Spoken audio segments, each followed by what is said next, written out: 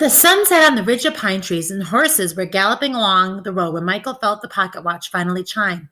"We're not going to make it!" Derek screamed in panic. "Sir," Michael leaned into the window, is there a faster way to Harper's Ferry?" "Yes, cross country," the soldier shouted back. "May not be safe. Enemy troops." Michael doesn't hesitate. "Let's do it!"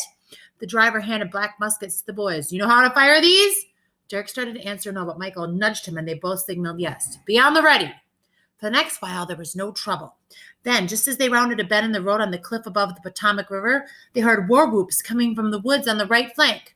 "All right, Derek, raise your musket. Get ready to fire," Michael shouted. "But Michael, I can't. I don't know how," Derek whined.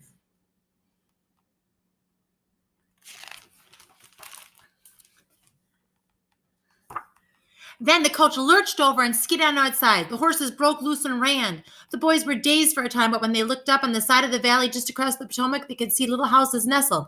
Harper's Ferry. "We have to run for it. Let's go!" The boys ran and ran until they could taste blood in the backs of their throats.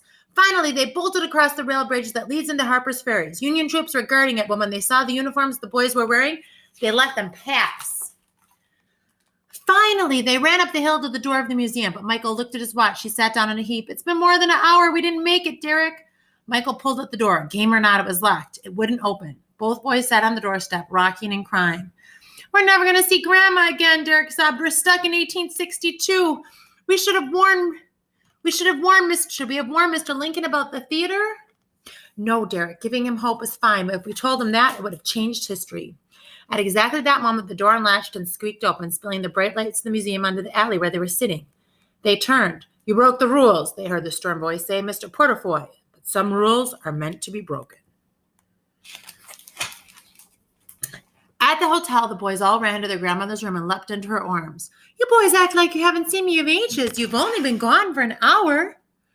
Michael breathed a deep sigh. It hadn't been a game after all. Mr. Lincoln, the background, the escape, all of it. "But Grandma," Derek insisted, "we were nearly there at Antietam. We saw dead soldiers, battlefields. We saw President Lincoln." "Oh, boys, what you took part in was a reenactment. Entire groups around the country put on uniforms and act out important battles of the war," the grandmother assured him. "No, Grandma, we were there," Derek said. The grandmother thought for a time. "Well, boys, if whatever you experienced made history come to life for you, then that's all that counts," she crowed. That afternoon, after tea in the museum, the boys went over to the Civil War photos. There it was, the one by Alexander Gardner, President Lincoln and General McClellan standing in front of the tent. Michael paused because there in the background, almost in the shadows, were two boys.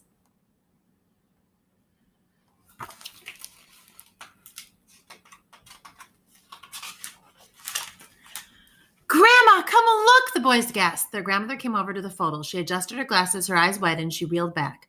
For there on the wall in the Civil War photo, very clearly, were Michael and Derek.